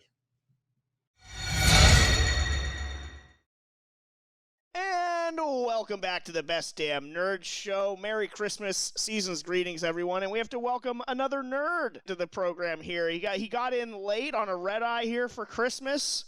John Craig, how are you? Yeah, I apologize to everyone for showing up late. I didn't want to be a part of the Mandalorian conversation because I didn't want any spoilers. I do think the show sucks, but just in case it gets better later on, I don't want to have it spoiled for me. John, where do you come down on Die Hard as being a Christmas movie or not? It's not on my list. Okay, so you're saying it's not a Christmas movie then? Did I miss the segment where you guys said Home Alone is the best Christmas movie of all time, though? No, we are going to actually. But it did come up. We are going to talk about Christmas movies, though. So, yeah, what are our favorite Christmas movies? So, John, why don't we start with you then? What are your Christmas go-tos? Your all-time best? I mean, I love the Home Alones. I love National Lampoon Christmas Vacation. Is that what it is? Yeah. That's a classic, and I'm a sucker for all like the old claymation, like 1970s classics that are surprisingly hard to get digitally to show kids these days. I like the claymation. Do you have a? Is it difficult? Why? It is. It's hard because there's not like one bundle where you can get them all. So you have to like get one on this streaming service and get one over here, and it's like, can't Netflix or Disney just buy these already? Yeah, I mean, you can go around if retail shops are still open, and around this time of year, you can usually find like a Blu-ray copy of one of them, not bundled together, for like $7-8. So last year, I picked up the Rudolph the Red-Nosed Reindeer Burl Ives that's a run, great one. and my daughter loves it. So we watch it constantly for the season. Jeff, what about you? What are your favorite Christmas movies? I like Elf a lot. I want to put A Christmas Story on this list. It's just I'm so burnt out with that one. So I don't know. Do you watch it 24 hours straight? No, and I mean, I think it's once they started doing that stream, it was just too much for me. I used to look forward to watching it when I was a kid. I do like the Home Alone movies. I like the first, the Santa Claus with Tim Allen, but not the second or third one. And then I don't know if you guys seen this one, but Christmas with the Cranks, also with Tim Allen. Yeah. Where they don't want to celebrate Christmas. I really enjoy that. I haven't seen that one, though. Yeah, that one, I think I like that more than the Santa Claus. It's until their stupid daughter comes home. She's a cutie, though. Spoiler. Well, all right. Well, I mean, the general premise is this, James. They have one daughter, and she's going away to college or the Peace Corps or something like that. And since she's not going to be home and it's just the two of them, it's like, you know how much money we would save if we didn't go into the whole Christmas thing this year? And so then they were also going to go on a cruise, and the whole town is kind of like very much against that because like he's not going to put up lights. He's not. Oh, is he live on like a candy cane lane or something like that?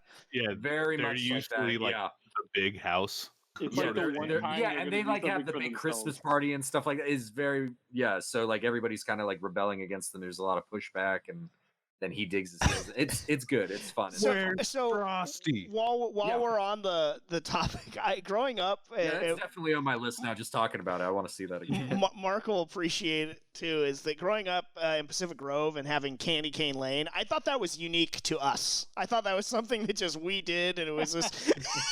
That's how sheltered. No one else celebrates Christmas. No, I didn't think that. They're the only ones who put up a lot of lights. I thought that we were unique in having sort of this area that's it's like if you live there, it's mandatory that you put up Christmas decorations at the time. And I was like, oh, isn't this quaint? This is so cool. We really are America's last hometown. How wonderful is that?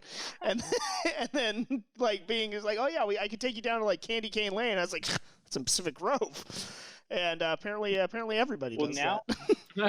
now everyone does those like pre-programmed. Not everyone, but there's like a house in every little small town that does those like pre-programmed light shows with to the music where you can like tune into.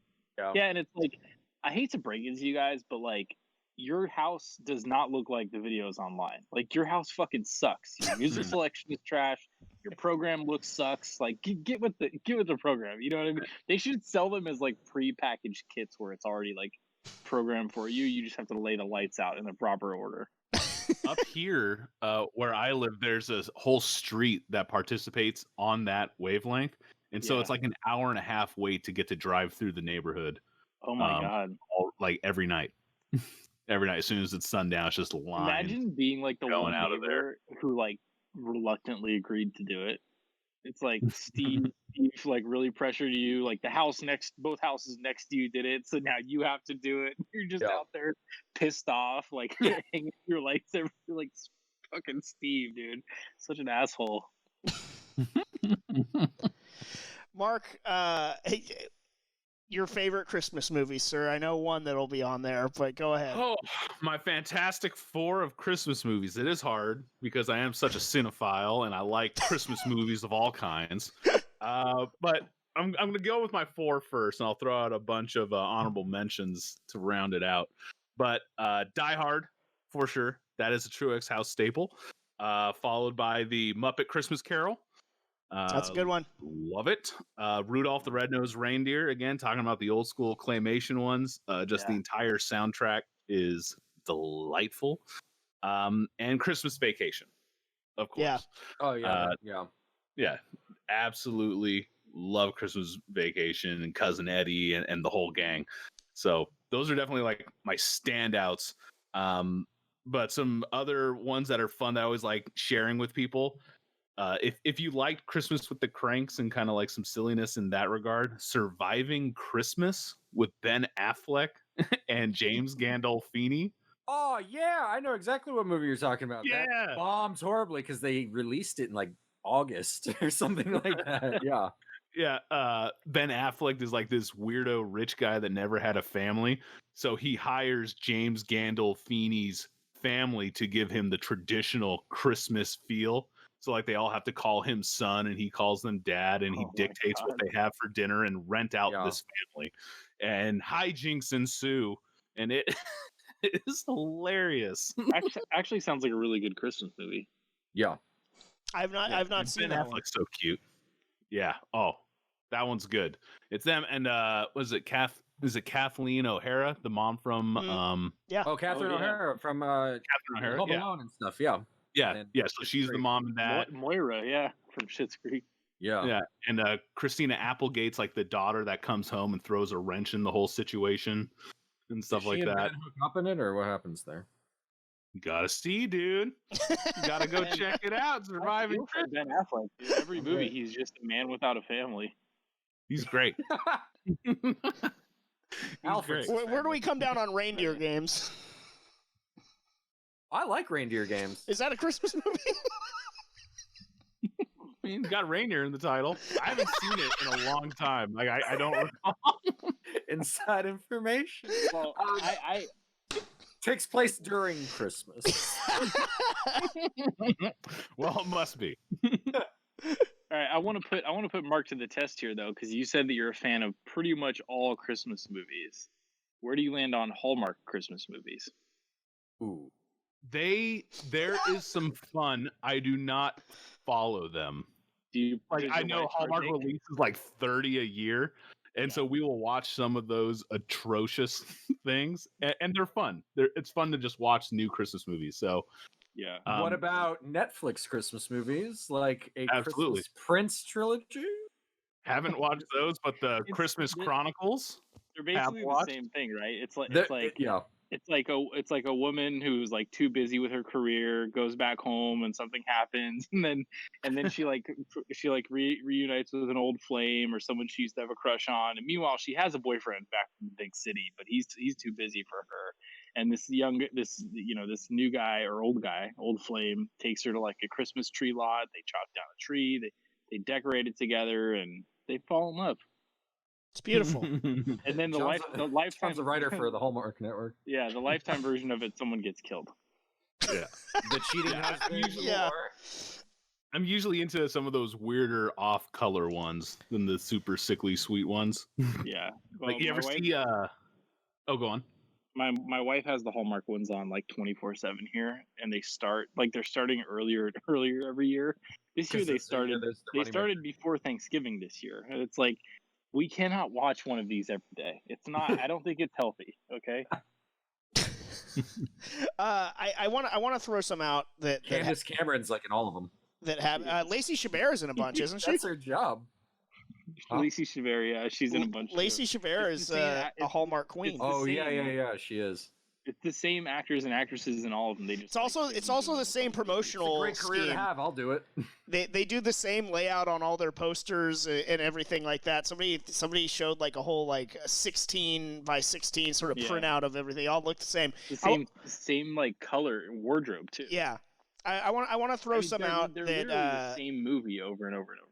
That we haven't gotten to yet. My all-time favorite Christmas movie is It's a Wonderful Life. And Mark's shaking his head no.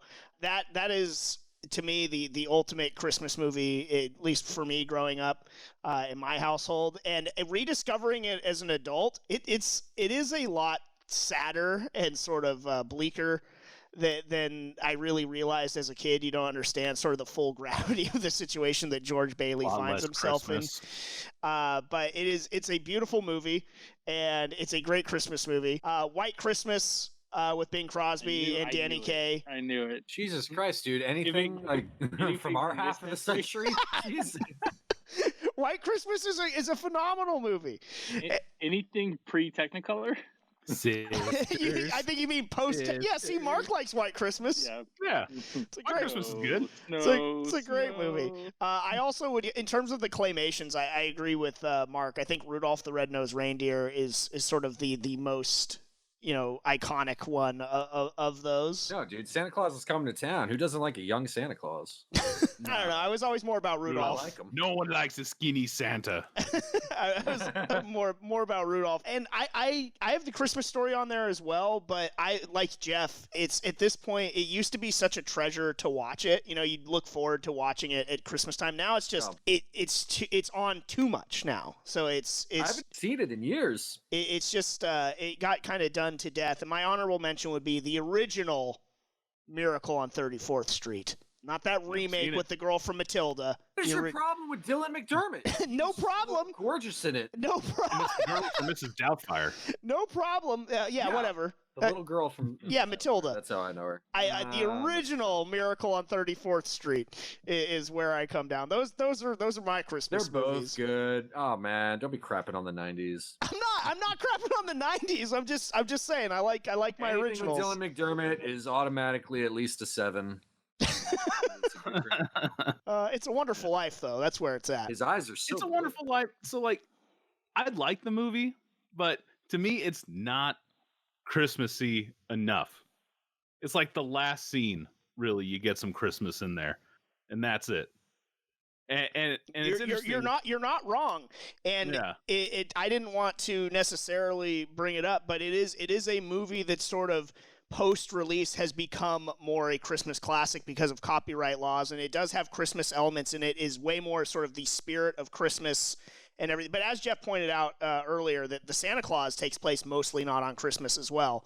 But it is very much so about more those themes and everything with that. But It's a Wonderful Life really became such a Christmas classic because it was, fair use and all of the TV stations could play it and everything like that. And so it just became this Christmas classic. And I love that it's referenced in Batman the Animated Series as seen it. as a Christmas. Yeah, I think that's so great. I love that. So yeah, that's definitely my number one for sure. And rediscovering it as an adult that's had now life stresses and everything. My dad and I watched it together last year, all from start to finish for the first time in a long time, and we both just, had tears in our eyes. There's some like really tough stuff in there, but but it all turns out all right in the end. It's a beautiful movie. So I encourage anyone. I encourage anyone. Yeah, if you haven't seen it for a while, do yourself a favor, watch it again, and watch White Christmas too. There's some great music in White Christmas. Oh my gosh, it's so good. It's on Netflix right now. Watch that at least once. It's on Netflix. White Christmas is good. But I did watch It's a Wonderful Life with my wife last year because she had never seen it. She hated it because the whole time you hear about It's a Wonderful Life and like what it's supposed to be about, it's about this guy that see how his life was different and he changes, right? That's literally like the last like 20 minutes of the movie, and that's it. And it's like 2.5 hours long or something. It's like 2 hours. It's funny that you bring that up, Mark, because when we were going, I was a kid and my dad was divorced from my mom. They're still friends, but he brought over some girl that he was dating, and it was around the holiday season, and we were going to watch It's a Wonderful Life, and this changed his whole opinion of her. And she was, oh, how long is this movie? And she went, she goes, 2 hours. And my dad still to this day references that and how much he hated hearing her say that. And that was a wrap on that relationship at that point. So he loves It's a Wonderful Life, just like me. I'm sorry that Joe didn't like it, Mark. Yeah, she's always like, I've always heard about this thing. It's about how the world's different with him, like without him in it. But in reality, that's just like the twist reveal at the end of the movie. And so for it being around for so long, like that's what people like, oh, that's what this movie's about. That's supposed to be like the little twist that makes it exciting, I guess. Wait, then what is the movie about? Like I haven't seen it since I was a kid, and I only saw it once. So what's like the bulk of it? Just basically, the bulk of it is his life, and it's just slowly getting worse and worse until the very end where he wants to like kill himself. It's not getting worse and worse. It's what it would be like if he wasn't alive. How much it would have been worse, and it's like, cool, never mind, I'm not dead. And then like it's about ring, and the angel got his wings. Yeah, it's about him realizing just how, even though you might not see it, that you impact so many other people's His lives. impact on the world, yeah. Yeah, it's a beautiful story. So it doesn't even I've seen the episode of Married with Children where they did it, and Al Bundy didn't kill himself. So okay, fair enough. All right, what about Christmas music? When is it appropriate to start playing it? What are some of your favorite songs? Jeff, we'll start with you. Black Friday. Although I talked to my wife about it today, and she goes, "Well, what if Thanksgiving is late in the year like it was this year? It's like maybe like mid-November." And it's like, okay, I'll allow that. I feel like sometime in November is when it should start, though. I know it started earlier this year, and it gets earlier and earlier every year because the radio stations that play Christmas music, that's usually like their most popular time of the year, and so that's why they do it. I feel like if you stretch out the season too much, it takes the magic away from it. Like, you don't want to listen to Christmas music all the time. And then I don't want you to like overshadow the other holidays. Let them have like a little time, to be in the sun. And then my favorite Christmas songs, I really like We Three Kings, and I like Oh Holy Night. I like a lot of the religious ones, I guess. And I like the Mariah Carey one, of course. And I like I can't think of what it's called. It'll like come to me, but it's like the one that they always play in movies when somebody's trying to get from one place to the other, and like they're stuck, they like do it in home. Oh yeah.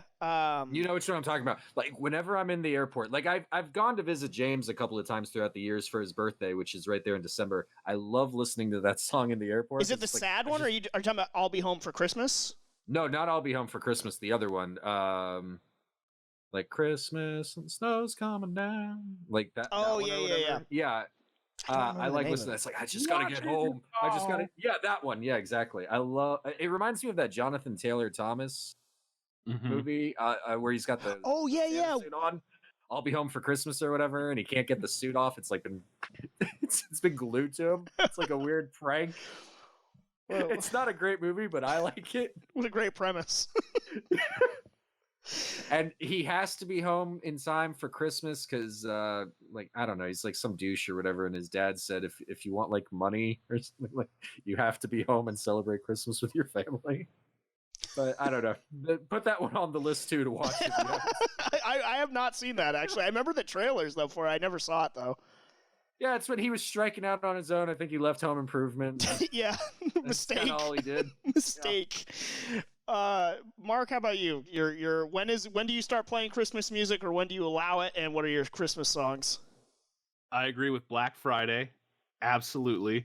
Because that weekend after Thanksgiving, I flip my whole house and we go fully decorated. Yeah, that's the kickoff of the season. I feel, and that's usually like when all the intense like neighborhoods. I feel like that's when they do the transition because a lot of people have like that 3-day weekend at least, or maybe 4-day weekend. So it's like that's when you're doing the transition. You've got time to like, put up your decorations and stuff, and everybody's like in holiday mode now. It's like it's Christmas time. Do your shopping and get the decorations out. Yep. So start playing it everywhere. We start playing it in the house. We throw on some records. And start decorating. Got the Christmas album for Star Wars, not the holiday special. This is actually the Star Wars Christmas album with R2-D2, We Wish You a Merry Christmas. And What Do You Get a Wookiee for Christmas when he already has a comb? It's delightful. It has Anthony Daniels and R2-D2 reprising their roles. It's great. The comb cued me for, if you haven't seen a good rendition of Gift of the Magi, that's a great little Christmas movie / story. It's more of a short story. But yeah, that's a beautiful one. So what are your actual Christmas songs though, Mark? So my 4 Christmas songs is, of course, Mariah Carey's All I Want for Christmas. Hell yeah. She sings like an angel. That one's great. A new favorite of mine from the last, let's call it maybe 3-4 years, not sure when the album came out, maybe longer, is Justin Bieber's Little Drummer Boy featuring one Busta Rhymes. And man, they get down on that Little Drummer Boy beat. Yeah. It's good. Beat. It is good. You look it up. Look it up. Busta Rhymes is incredible, and you never felt Christmas so hard in your body than when you hear their rendition of Little Drummer Boy. Check it. Wham's Last Christmas. Oh, beauty. That's a great one. Beautiful song. George Michael. Yeah. And final one, Twisted Sister's version of I'll Be Home for Christmas. What's wrong with you? It's so... What is wrong with you? Dude, Dee Snider nails it. It makes you feel so hard. Like, I'll Be Home for Christmas is one of my favorite Christmas songs, but his Christmas version mixed in with the guitar solos is great. I don't get you, Mark. Check it out. Check it out. You will do yourself a favor. New favorite for many of you listening. Gotta go. A Christmas song with Nat King Cole. Bing Crosby, White Christmas, Little Drummer Boy, the OG version. And I'm a toss-up between Silver Bells and Do You Hear What I Hear? Beautiful music. No, actually, I'm remiss. No, you gotta have All I Want for Christmas Is You by Mariah Carey. That one, that's as new as I get with my Christmas music. After that, just stop making it. That's she's the only new contribution that I think was actually good. Everything else, no thank you. I used to love working retail during the holidays and just hearing that on the It's a great song. Or whatever, when you're like stocking shelves and stuff, you just get into it. It's a legitimately great song. I do love it. But for the rest of it, I go super old school. John, how about you? I'm gonna say Carol of the Bells as an homage to Home Alone. Nice. Rudolph the Red-Nosed Reindeer, because I like the storytelling. Mariah Carey's thing. It's just a good one. And Baby It's Cold Outside, because I just think, it's just a cute little love story. There's nothing wrong with that song. Yeah. It's an Academy Award winning song. Yeah. Yeah. It's just, a young couple flirting, That actually is all it is. Yeah, that is weird connotations nowadays. Innocent flirting. That's not what the song is. Look, I feel like if you listen to that song and you hear anything besides just innocent, flirtatious fun, it's you projecting your own. Yeah, just because we're degenerates now. Onto it. Yeah, exactly. You know, just because we're worse doesn't mean we have to drag that song down with it.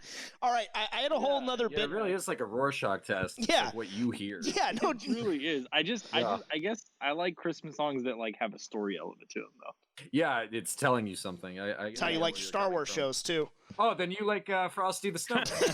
Yeah, that's a great one too. Yeah. All right, I had a whole thing about talking about gifts that we wanted and stuff. Maybe we'll save that for next Christmas because we are getting late into the night, and we still have to do our Secret Santa. And I know you probably got All I it. want for Christmas is you guys. Well, and you got it. Look at that. So your Christmas wishes come true. And I'm also remiss for not saying that Home Alone is definitely on my. I think I would take the place of A Christmas Story actually on my list of Christmas movies. It's such a fun watch every time. But let's do it. We had Secret Santa. I don't know how you guys do you have the list of like who got who? No, I have no idea. So we might have to. I think we'll just admit who we got. Yeah. Okay. Yeah. Is anyone else on? Nobody else could make it home for Christmas to the Best Damn Nerd Show. This party isn't even on Christmas Eve. I'm a little worried. Early in host chat. I'm a little worried that good point. that my Secret Santa is not going to get his gift because he's moving. And so I got Timothy Childs. Tell us what you got him. I got him. I'll tell you what I tried to get him first. I tried to get him a poster of his World of Warcraft character, and not even his. I tried to find Seanan, and I wanted to get him a poster of Seanan. That character doesn't even exist anymore. I know, but I looked for a really long time. I don't even think they're doing the posters thing anymore. So I was disappointed about that. Because aren't you the one obsessed with that character? Tim moved on. Tim did move on, but the fact that he is given like Moo Cow Moo or something. Yeah, no, he texts me. Seanan says Moo. But the fact that he is given a WoW character poster as a Christmas gift, I wanted to sort of bring it all back around to him and everything. But what I did, I found these really cool nerdy travel poster like renderings on Etsy. And so I got him a 3-pack. One is Come Visit Ba Sing Se, and so it's up on the hill. So from Avatar: The Last Airbender, and it's got the tree with Iroh's the little portrait of Iroh's son and stuff, and then it goes down towards Ba Sing Se. One's Welcome to Diagon Alley, and then the other one is Welcome to Rivendell. So they're like retro style travel posters, but from Nerdy World. I've seen stuff like that before. Yeah, Very cool. So I figured too. So he's moving, and they are beautiful pieces of art. So I feel like they're non-offensive for the aesthetic of a new house if he does so choose that he actually wants to decorate with them. I will ding you though, because it sounds like you went over the price limit, but it is Christmas, so I think I got a pretty good deal. So I don't even remember what our price limit was. 30 was the limit. Okay, so I went like a little over, but not much. Okay. So yeah, it's fine. It doesn't matter. Mark, add another digit. Who'd you get, Mark, and what did you get? I guess is now what we're moving on to that portion. I got a Mr. Jonathan Craig. Oh, so I guess, John, you should open up your gift then and see what's inside. You took the whole fun out of guessing. Although I was guessing that it was Mark that got my gift. Oh, did you already open it? I've already. Yeah, he said he couldn't help himself. Oh, I thought he was joking. As a kid on Christmas, he knew. As a kid on Christmas, I would shake my gifts, and now as an adult, if you send me something in an Amazon box, even if it says that it's the Pollyanna gift, I'm just gonna rip it open and see what it is because I'm so excited. So, Mark got me a World of Warcraft coloring book. That's right. With different hours of fun. Yeah, with different scenes and cool imagery from the World of Warcraft, different characters and like full screens. So that'll be really, really fun to color with Mason. And then nice. Mark also got me a World of Warcraft Mega Bloks Goblin Shredder model that I will put together shortly. Delightful. Activities. I like that. Activities for you and your son. Perhaps someday those will be in the Toy Hall of Fame. I love it. I mean, I'm not going to let him touch the Goblin or the box Shredder. they came in. Yeah. But he can. But I'll definitely. I'm looking forward to coloring with him because we got him a lot of coloring stuff for Christmas, so we'll be able how to do fun. that together for a long time. Yeah. There you go. That's one of the best part of kids is getting to indoctrinate them with the things you like. I know. So. Here's World of Warcraft. Enjoy it. I need you to roll a healer. So I guess Mark, you should open your gift now, Mark. So Merry Christmas, John. Thank you, Mark. Very, very good gifts. Yes, I got 2 things in the mail. Mark doesn't actually know which one is his gift. It's true. I mean, neither of them are notated. One of them is going to be coffee filters, so we'll just put that one aside. Yeah, that or it's like definitely a summons or something. So that's some good rip audio. He's opening. Theater of the mind. That's some good Foley work by Mark there. It's a John Cena approved koozie because I like my beverages and I like my fingers warm. Nice. I can't see the koozie. Yeah, well, Mark's holding up nothing. Yeah, I get it. All right. He holds it up higher. I loved it. Can't fool me. Can't see me. John Cena. I love his movie, The Marine. Fantastic film. I love his Fred trilogy. You love his what? Was he in Fred? Oh, yeah, he was. He was great in Fred. Oh my God! Mark got Fred. Who got Mark. The 3 movie the Fred collection. trilogy. Oh my God! Mark just opened the Fred movie collection box set. Oh, I hope you do like John Cena.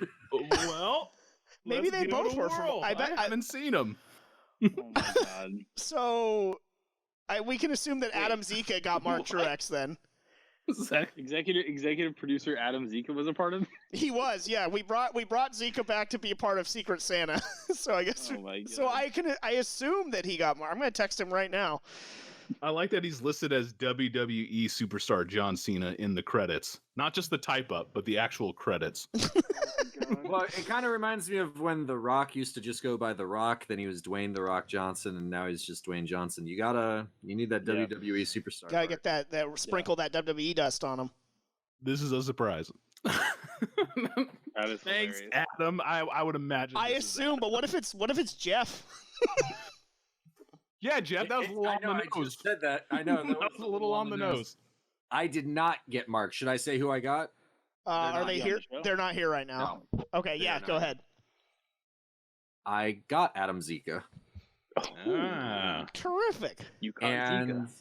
I purchased for him the full collection of Batman Forever trading cards that he used to collect. That's amazing. That is a cool And gift. I sent him anonymously a riddle, like one of the riddles in Batman Forever. I sent him over that elf chat thing. I go, I'm covered, but not with clothes. On the day I come, it usually snows. Who buys me won't own me. What's inside is a mystery. What am I? Oh my God. But he never responded. Because I feel like Adam You was on stumped when him. we discussed Batman Forever one time, and he talked about how stupid the riddles were, so I was hoping you would get a kick out of that. You stumped It would him. be Maybe a clue as to what it is that he got, but I never heard back from him, so he should have received it, I want to say yesterday or today, so I hope it got there. That's awesome. Well, I just texted him, so I'll follow up if he responds. That's an amazing gift, though. Please do. Oh, may I open my Yes. gifts? I've been waiting a couple of days now. Ooh, what? Oh! I got the Back to the Future Back in Time board game. I've seen this. Oh my God, I almost bought this not that long ago. I'm so glad I did it. Oh, well, it teaches me a lesson for buying too many board games for myself. I'm so glad I didn't do that. Oh, this looks great. Yeah, you should refrain from buying board games after like September each year and just see what you get. See what That's a comes very out in good the wash. point. Yeah. Oh, I am so stoked to go. It actually comes with miniatures and a little DeLorean too. This is very cool. That has to be from Davis, right? It is from Davis. I was just gonna guess. Oh, sorry. Yeah, no worries. No, guess again. Because the past few days I've just been trying to guess who it is that I could have had, and it's like Tim already outed himself that he had gotten Seglia, And Oh Seglia yeah, said we that should talk about that gift. yeah, and Seglia said that his gift wasn't going to arrive in time, and I was like, all right, Yeah. unless Seglia was purposely lying to try to throw people off, I was like, he wouldn't do that. That's too much. Somebody messaged me asking for my address, so I was like, it's not James and it's not Mark.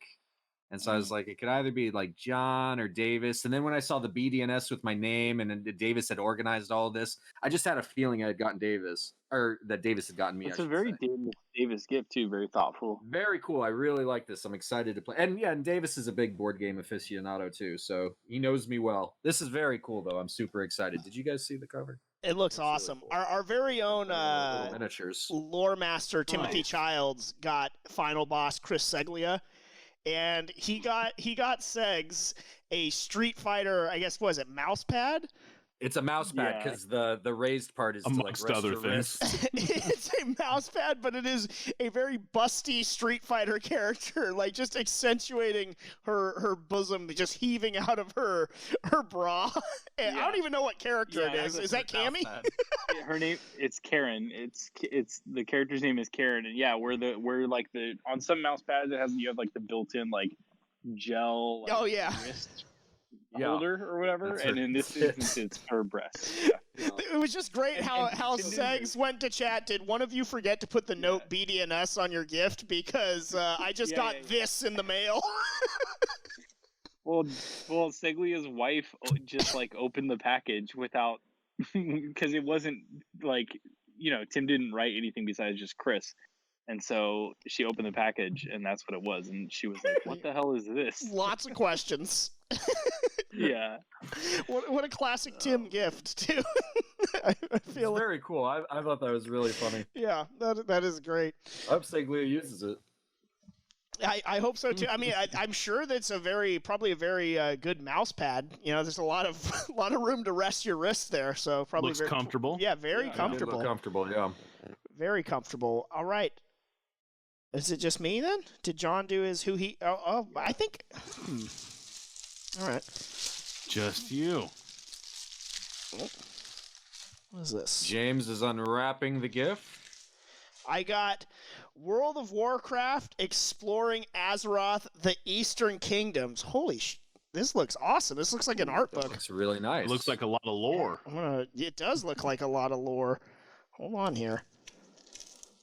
I'm gonna See, now you don't even have to waste time playing games. Open it up further. This looks beautiful. Run to the quest giver. You just read It's the quest from the Shining Towers of Silvermoon to the sulfurous Blackrock Mountain to the white stone castles of Stormwind. The Eastern Kingdoms are vast and full of wonder. This looks really cool. I'm gonna hold it up for the boys here. I like it. That looks really good. Yeah. I love maps. That looks great. Yeah, this looks like a really cool... Oh, is this a lore book or is this an art book? I think it's both. I think it's a mix of both. That looks really cool. This is wonderful. Oh, this is so... And this is the area of the world that I actually really love, too. This is right in my wheelhouse here. Yeah, well, the beasts of the wild aren't allowed on Eastern Kingdom. Yeah, this is great. John, were you my Secret Santa? I was, yeah. That's a great gift. Thank you, dude. I was trying to find an Uther like weapon or some like statue or something, but I also in my back pocket knew that this book had like a lot of lore and art in it, and so given the proximity to Stormwind and all that stuff, I was like, this is perfect. Yeah, no, this Plus, really is perfect. I need you to be caught up on the lore because I don't read the quest, so I need to like hit you up every once in a while and be like, hey, I'm encountering this thing when I play the game. Like, what is this related to? Oh, this is amazing. I love this. Thank you. That's awesome. I'm gonna have to read it when I come visit. Yeah, come visit. Well, it's it now makes sense. You were messaging me on Discord earlier about how I should start a new WoW character and just do a lore-based Twitch stream on it. So. It was unrelated to the gift, but I do think that's super entertaining. Like, I mean, honestly, because so many people who stream WoW or like make content around WoW, like focus on PvP or like raiding or whatever, it would be cool to have someone go in who's like focused on the story and talks about the story because no one really talks about it, but there's a lot there. I'm down. Thank you very much. Well, I think that is a perfect ending point for this Best Damn Nerd Show Christmas special here. I think the Secret Santa stuff was a great success. Mark, you look like you got something to say. That's delightful. I love you guys. Merry Christmas. It was, yeah. Merry Christmas, everybody. Yeah, Merry Christmas, And you honestly, guys. the greatest gift of all is having so many great fans and listeners in the Discord chatting with us, and I'm amazed at how like active the Discord is now and how many great conversations are happening there every single day. Yeah, I think that's very well Except said. the anime channel, we're gonna remove the. No, the anime channel is thriving. The anime channel is all I want. That and my memes. But yeah, bestdamnnerdshow.com/Discord, and John's sentiment is very well placed because we are very thankful to all the listeners of the show and all the interaction. I love our Discord. I love talking with you guys and girls. So Merry Christmas, Nerdosphere. Season's greetings. I hope you all have a wonderful time with you and your loved ones. And with that, have a great week, everyone. And remember, if you're a nerd, always say it loud and say it proud. Hey everyone, Chris Seglia, CEO of the Tenno Media Network here. Thank you so much for listening to our content, but we need your help. Please rate us 5 stars, subscribe, and give us a shining review wherever you listen to this podcast.